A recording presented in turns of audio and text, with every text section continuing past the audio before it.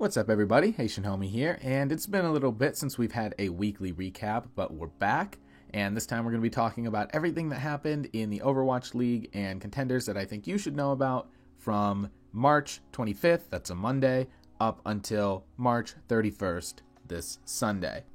There's not a ton to talk about, but let's start with Monday, March 25th, when Comcast announced the Fusion Arena, a brand new, built from the ground up esports stadium with construction beginning this summer and plans to open in 2021. So the Fusion Arena will be the home of the Philadelphia Fusion, starting probably in Season 4. Of course, in Season 3, it's been announced for 2020, the Overwatch League will take place in home cities. So Fusion will have to look for a temporary place to play in 2020, but this stadium, 3,500 seats, should be done in 2021, probably for Season 4. Comcast is calling this the first esports arena built from the ground up in the United States, specifically for esports. Now, of course, we have places like Blizzard Arena that are esports specific arenas, but that was retrofitted. That was an old TV studio that they retrofitted to become a esports arena. So I don't know if this claim is true or not. If anyone knows of another esports arena that was built from the ground up in the US, let me know. But according to Comcast, this will be the first one. It's going to be right downtown in the arena district where all the other Philadelphia teams play. So Comcast is going all in saying Overwatch League is going to be a part of this city, and it's going to be right in the middle of downtown. People are going to have to notice this right alongside all of our other major sports arenas. That's a huge win for the Overwatch League. It's a huge win for esports, and if the stadium ends up looking the way it looks in the concept art, it's going to be one of the most gorgeous stadiums that we've ever seen. As you can see in the video, it looks beautiful. I love the exterior of it. I love the angular design. It looks gorgeous, and I'm not just saying that because I love the Philly Fusion, but honestly, this stadium looks beautiful. So I'm excited for it to open in 2021, and hopefully I'll get to head over there and watch some matches since it's decently close to where I live. But we'll have to wait and see. Tuesday, March 26th, the date, some of the details, and voting for the All-Star Game were announced.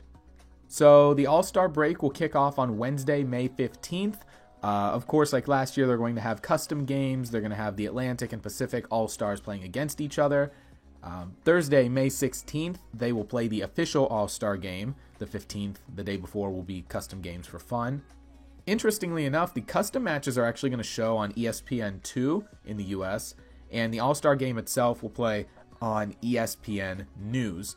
I find this pretty interesting. I didn't think that they would broadcast the custom games for fun, but that's a cool little addition for the TV lineup. Voting is going to work. You can pick 6 players, 2 DPS, 2 supports, 2 tanks for each division, Atlantic and Pacific. The top 6, the starting rosters, will be announced later in May, with 12 other players per division being selected by the players, coaches, casters, and staff to help fill out those rosters. So it looks like each roster will have 18 players, if I'm looking at it correctly. So even if your favorite does not make it, looks like they'll still have a pretty good chance with 18 people being on each roster. Wednesday, March 27th, both the Dallas Fuel and the Houston Outlaws announced that they are partnering with GameStop. So on one hand, it seems weird that both rivals would partner with the same company, but GameStop is a Texas-based company, so it does make sense at the end of the day that they would partner with both Texas teams. Now, what does this mean? It means that they're going to be bringing instructional content to stores in the Dallas and Houston areas. They're calling them live clinics or game clinics, where Houston Outlaws players, Dallas Fuel players, coaches will be able to go and interact with some of the fans at GameStop locations in the area, maybe offer them some tips and tricks. I don't know exactly how that's going to work, but they're going to have online and offline events. It looks like they're going to basically be bringing Houston and Dallas players to the community. I think that's really cool, and especially as we move into the third season where the teams will be more based within their cities, supposedly. I think these sort of partnerships are going to be really important. GameStop is a huge company. Even though, there are some memes about it, about the trade credit value that you can get, or, how they're doing on the stock market or whatever. But GameStop is a big company. It's a touchstone for a lot of gamers, and this is a really big partnership for both teams, so I think that should provide some really cool content as they go forward, especially as we look at Season 3 in 2020. Now we come to the worst news of the week. Thursday, March 28th, Dafran retired. Like, for real this time, no debate, Dafran retired. And that probably does not come as a surprise to you. If there's one bit of information you knew, it was probably about Dafran. He is done with the Overwatch League. Basically, he said playing professionally was one of his biggest goals in life ever since he was a kid, but that's not the case anymore. He's realized he just wants to be a streamer. He just wants to chill out. And competitive gaming is not where his heart is anymore. Nonetheless, he said that he was glad to be part of the Reign. They were a great organization, and he's actually going to be staying with the Reign brand as a partnered streamer, so he will still technically be a part of the Reign, though he won't be playing competitively on the team anymore. What this means for Dafran is he's going to be changing his streaming schedule to be back with EU-friendly times, longer streams, more consistent. He'll be getting his Pepe memes back since he won't be under the Overwatch League so strictly anymore. He will be a bit of a variety streamer, but Overwatch will still be his main game. So, you know, the old Dafran is coming back. The league-friendly Dafran is going away.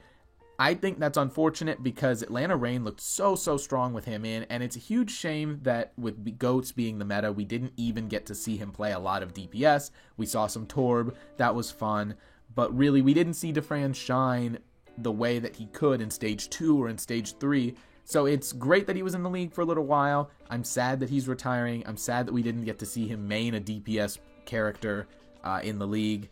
But it was fun while it lasted, and, you know, at least he's going out in much better fashion than XQC did, or even the way it looked like he was going to leave before the season even started.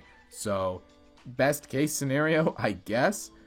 This does leave the Atlanta Reign with a little less flexibility on DPS, so we'll just have to see how that plays out as we go into Stage 2, and whether or not that will impact their ability to be a playoff contender going forward. As it turns out, Atlanta is going to continue dominating the news. Friday, March 29th, the Reign signed Funny Astro to a two-way contract. This signing is a little confusing to me. Funny Astro is, of course, probably the best Lucio in the world. He's certainly the best Lucio in Europe right now. So he's signed to a two-way contract with the Academy team and the actual Atlanta Reign, but this doesn't make a ton of sense to me because they already have a Lucio player, right? It's not like Dafran was their Lucio player, Dafran leaves, and now they have to replace him. Maybe they think that he needs to come in to replace Ajax at the contenders level. Otherwise, why would you sign such a high-profile player? This is odd to me. I'm not sure where he fits into the scheme on the contenders team. I'm not sure where he fits into the scheme on the actual Overwatch League Atlanta Reign. We'll just have to see it play out. But Funny Astro is, he's signed to the Reign, I guess, on a two-way contract. So he's here now. If we get to see some Reddit Lucio, that would be sick. I really would love that because he Reddit Lucios. He is probably one of the best. He's signed to a two-way contract with the Reign organization. And to round out the week, Sunday, March 31st, the Atlanta Academy also signed Bird, a 15-year-old flex support who previously played for Second Wind. So I don't know if they feel the need to completely overhaul their support roster. Again, like going alongside this Funny Astro signing, are you assuming that Funny Astro and Bird come in and revamp the Academy like support line? I don't know what the case is. We'll just have to see how it plays out. But they have two new support players now, with Bird having previous experience very recently, literally just coming over from Second Wind, so currently in contenders, just moving teams. So that's going to be it for this week's recap. It was a very quick one. Not a whole lot went on, but of course, the news of Dafran retiring hit us all pretty hard. Actually, my Overwatch team had a scrim on Thursday night after we heard the news, and we all changed our player icons to Atlanta Reign logos to in solidarity with Dafran. We didn't throw for Dafran, no hashtag throw for Dafran, but we're kind of sad that he's gone because he was a lot of fun to watch in the league. So let me know what you think, especially about like these Atlanta signings, these two new support players coming in for the Academy team. What do you think about that? What do you think is the strategy going forward? Let me know. Thank you for watching. Hopefully you've enjoyed, and I will catch you all in the next video. See ya.